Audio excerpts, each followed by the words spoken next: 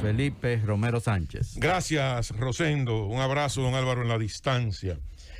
El pasado miércoles, cuando nosotros estábamos en la autopista Las Américas, ya en el peaje, en ese programa especial producido y encabezado y dirigido por don Willy Rodríguez, nuestro señor director, don Bienvenido Rodríguez, estuvo con nosotros el director de la Policía Nacional. Con él conversamos varios temas. En ese momento nosotros teníamos información de lo que había pasado en Villa Altagracia, pero no teníamos información confirmada. Solamente se hablaba de un incidente que había ocurrido en el cual habían fallecido 2 personas a mano de la Policía Nacional en un incidente confuso. Vimos las imágenes, pero no podíamos nosotros obviamente establecer un juicio de valor sin la confirmación de las imágenes que nos habían llegado de temprano. Incluso un sobrino mío me mandó las imágenes y me dijo, mira, para que ahorita no digan que esos muchachos son delincuentes, Joel trabajaba conmigo en el Ministerio de Educación, me dijo él, y me dijo, el carro que él compró, lo compró con un préstamo que hizo a la cooperativa. Ese carro que él tiene, para que ahorita no digan que es delincuente. Cuando escucho eso, digo, pero ¿qué pasó con él? Está detenido, está preso. Y después que termine el programa es que me da los detalles. Pero en ese escenario conversamos con el director de la policía y le hacemos una pregunta. Y la pregunta que le hacemos es la siguiente, señor director. En este momento la Policía Nacional tiene más de 600 hombres suspendidos bajo investigación. Y hablábamos también del tema del procedimiento policial y el protocolo policial. Ahí el director de la policía da detalles y asume el compromiso de que la policía no va a permitir violación a los derechos humanos y que no va a permitir abuso de ningún individuo y que no importa el rango, el que asume la responsabilidad frente a un hecho va a tener que responder ante la justicia civil. Me daba la impresión, luego analizando con Nayib, de que él estaba dándole una respuesta a ese hecho de Villa Altagracia, en el cual nosotros no teníamos conocimiento a ciencia cierta de qué era lo que había pasado. Porque ahí él asumió una posición muy firme y una posición muy radical frente a los abusos y a los atropellos que cometen miembros de la Policía Nacional en el ejercicio de sus funciones. Obviamente, luego del desarrollo de todos los acontecimientos, de las informaciones y las noticias del día, uno se da cuenta de qué fue lo que ocurrió y fue un hecho que horrorizó a la sociedad dominicana, a la comunidad nacional, a la comunidad internacional. Y cuando nosotros analizamos este hecho, hablamos con el ministro de Interior y Policía.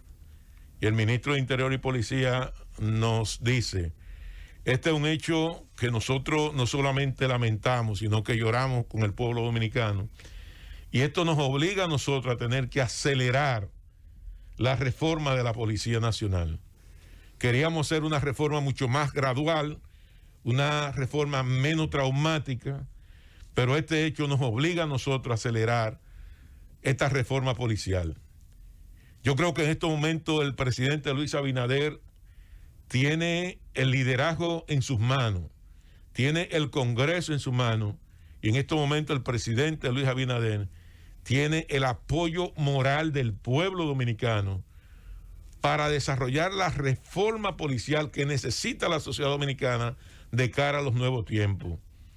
Nosotros no podemos tener, señor presidente, una policía con una estructura de mando militar. Esa estructura de mando militar al interior de la Policía Nacional es lo que más daño le ha hecho a esa institución. Porque esa línea vertical de mando es la que se superpone a lo que son los procedimientos y los protocolos dentro de los mandos policiales. Una patrulla policial no actúa en función de un protocolo, sino actúa en función de una orden superior. Una patrulla policial en la República Dominicana no actúa en función de lo que establecen sus propias leyes y reglamentos orgánicos. Actúa en función de lo que le establece un superior jerárquico. Y el policía que se niega a acatar una orden termina en la generalidad de los casos preso, detenido o humillado por flojo frente a sus superiores. Y yo creo que nosotros tenemos que romper con esos esquemas del pasado.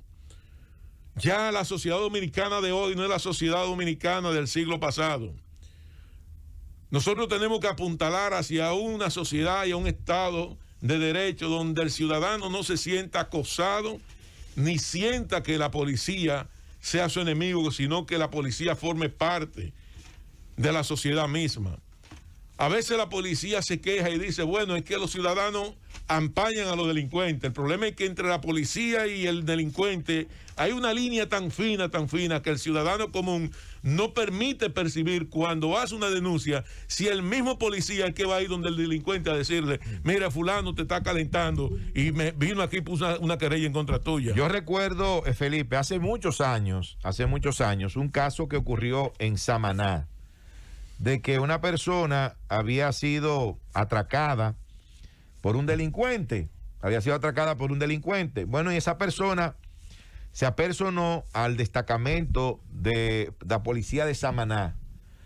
Y cuando llegó allí, se encontró que la persona que lo había atracado estaba ahí en el destacamento, pero no apresado, ¿no? Él estaba en el destacamento, aparentemente era un miembro de la Policía Nacional. Cuando esa persona llegó ahí, se encontró a este individuo, usted se puede imaginar la reacción de esta persona, ¿verdad?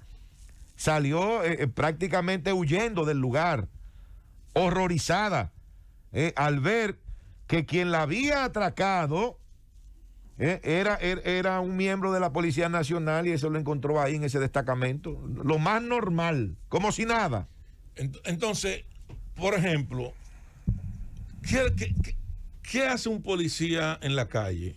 Obviamente que proteger la vida del ciudadano, pero cuando el policía ve que un ciudadano está en conflicto con la ley, el policía interpreta que ese ciudadano está en conflicto con él, no con la ley.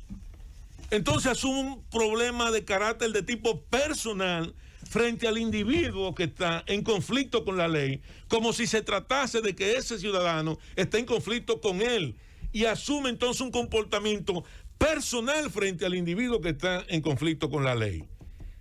Y ve y traduce desde un delito de infracción o de violación a una ley, llámese como se llame, termina entonces el policía incurriendo también en una violación a la propia ley como resultado de un mal procedimiento.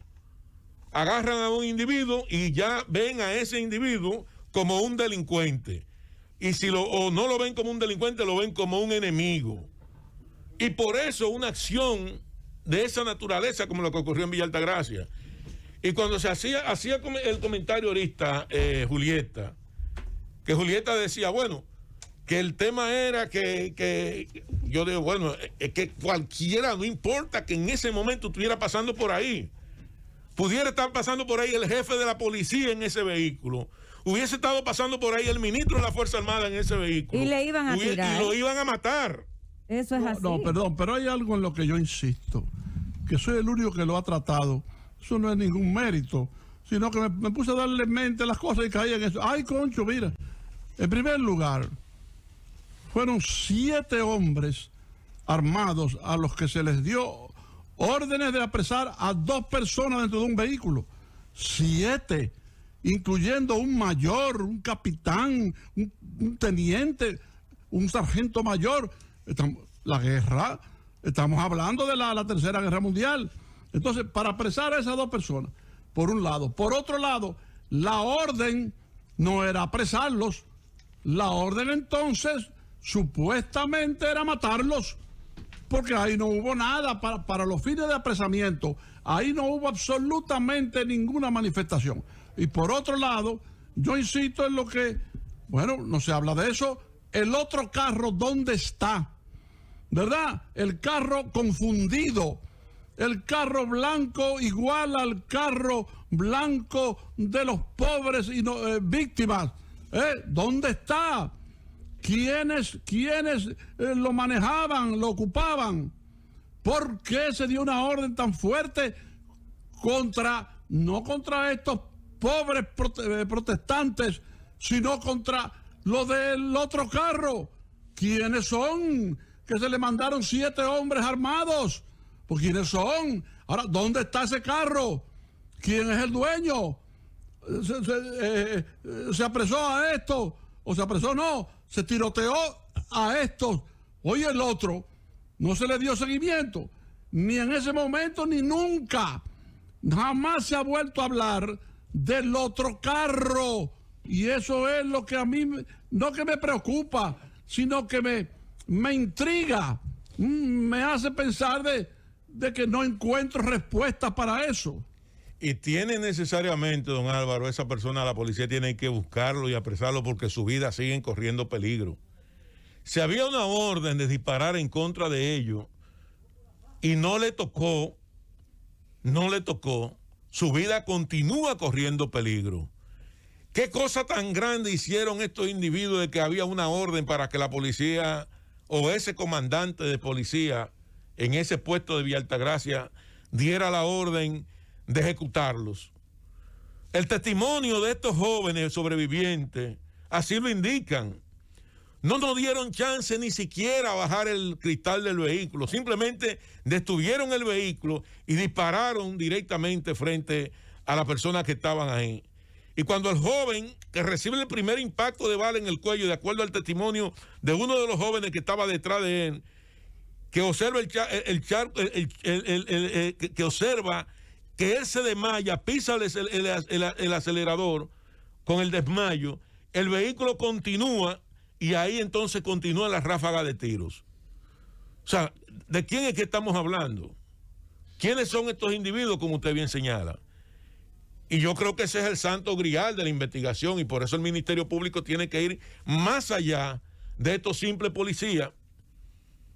¿Qué negocio tan grande había ahí? ¿O cuál era el vínculo? ¿Quiénes eran estos individuos? Unos asaltantes de banco que andaban con metralladoras, con fusiles, representaban un peligro público. ¿Eran Bonnie y Clark? ¿Era Dillinger?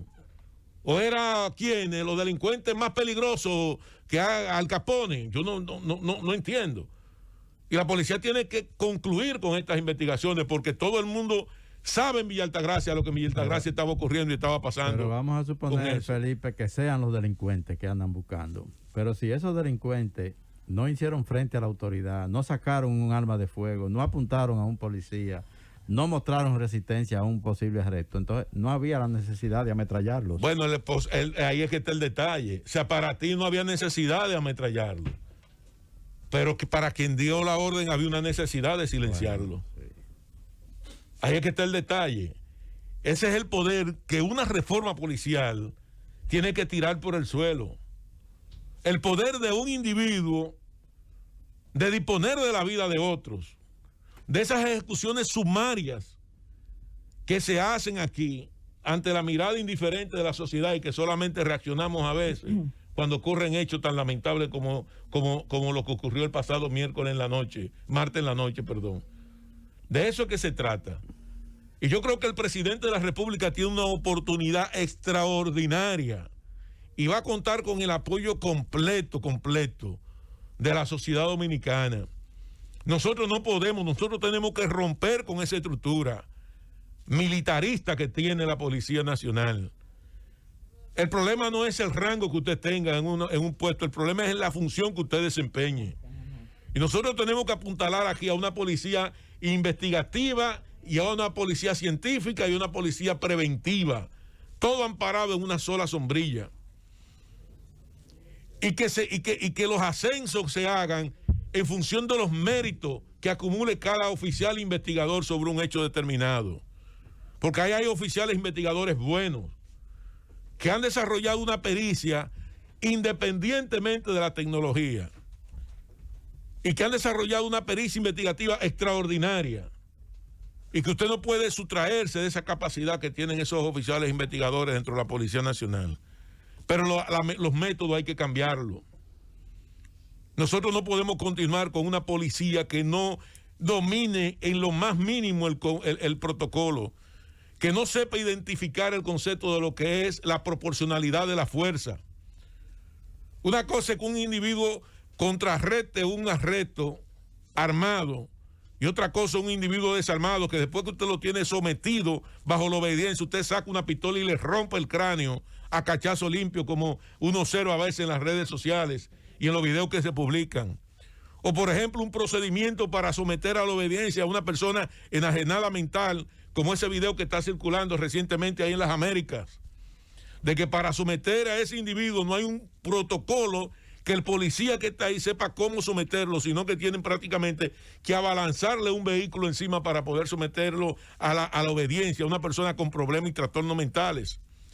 Ese es el tipo de cosas que nosotros tenemos que comenzar a trabajar para que nosotros podamos exhibir por lo menos una sociedad más civilizada de cara a este siglo. Porque por donde nosotros vamos aquí, nosotros vamos a terminar extinguiéndonos unos a los otros. Porque la sociedad, todos los días, la población va a creer menos en la policía.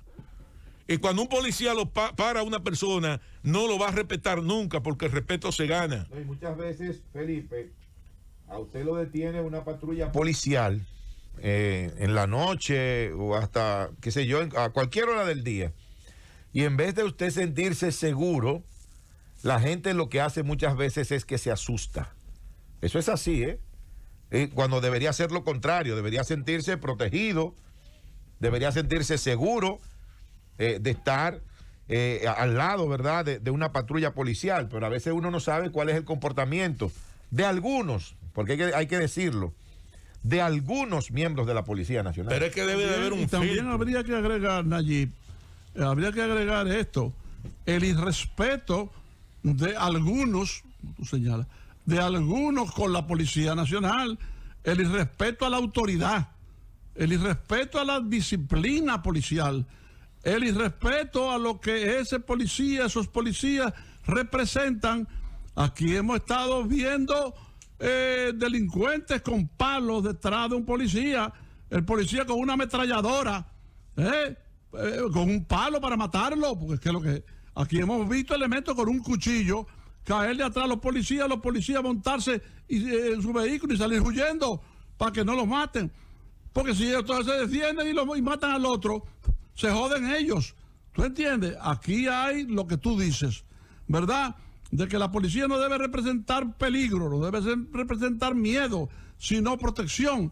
Pero también hay que tomar en cuenta que cada día crece más el irrespeto a la autoridad. Y es que el tema está, don Álvaro, y yo estoy de acuerdo con usted en ese planteamiento, en la proporcionalidad de la fuerza. Si un individuo saca un palo, no le saca un fusil y le dispare. Si un individuo saca un cuchillo, no saca una pistola y le dispare, a menos que ya tu vida no esté en peligro.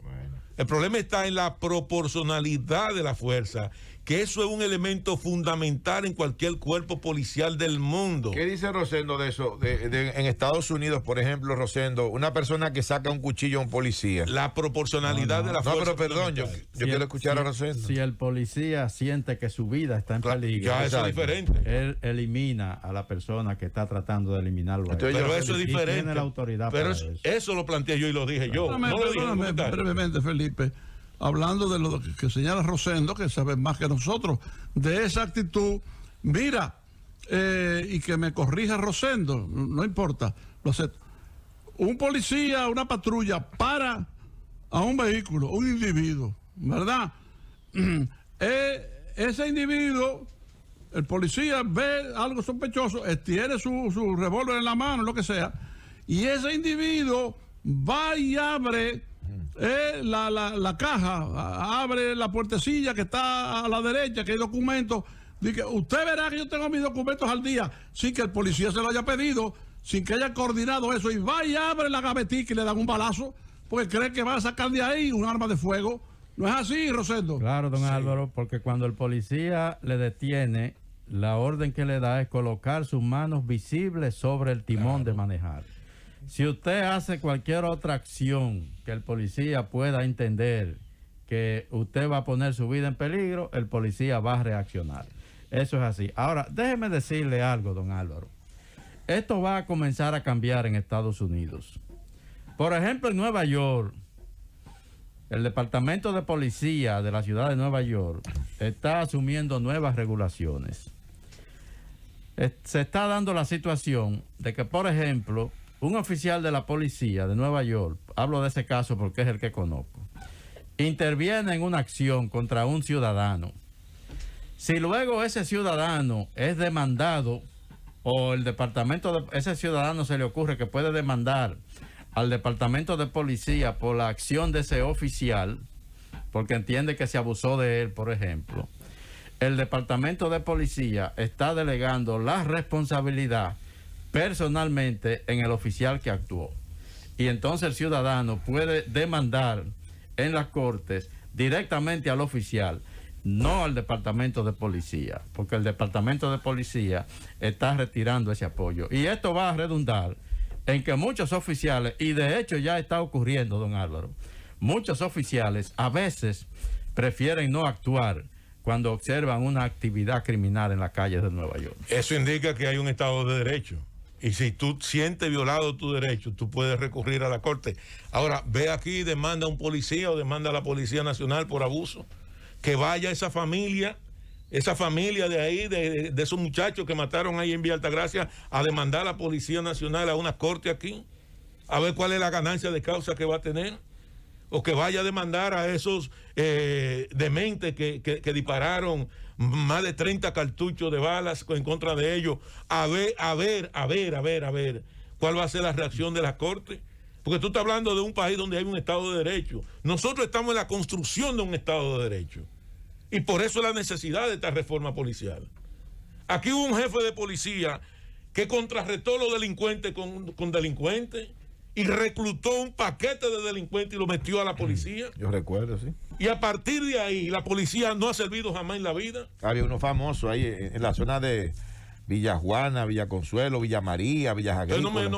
Mira, no me hable de Usted sabe cómo se llamaba ese, ¿verdad? Llévatelo, Cundo.